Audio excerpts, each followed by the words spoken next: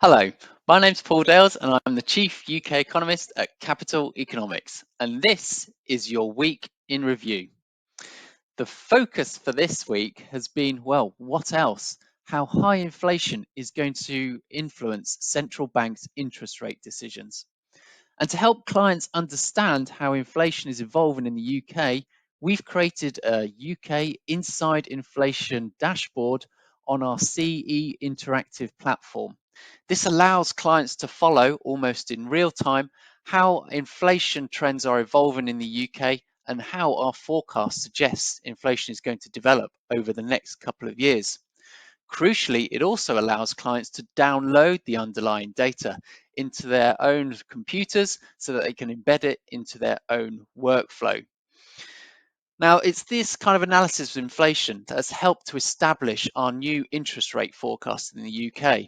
And this week we published an economic update that explains why we think interest rates will rise perhaps a bit sooner than we thought this year to 1.25%, but perhaps more interestingly, why they're going to rise to a peak of about 2% in this cycle, perhaps sometime next year.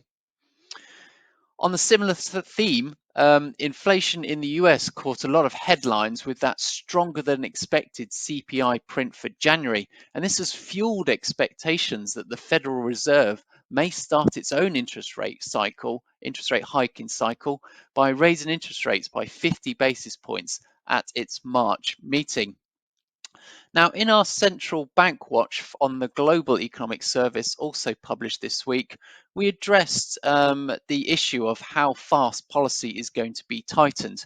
Now, we wouldn't rule out very large increases in interest rates, such as 50 basis point hikes in the early stages of the cycle.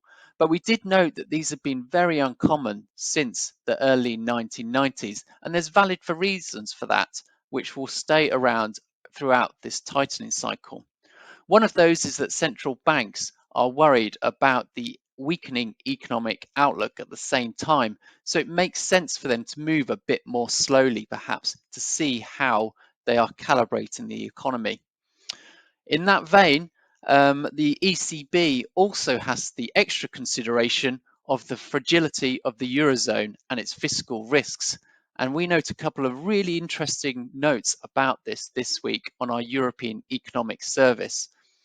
So the week in focus is very much inflation, interest rates, and how different economies are going to cope in this tricky situation. Now remember, all this and more can be found on our website, so please go and have a look. Otherwise, I just wish you a good weekend, and for now, it's goodbye from me.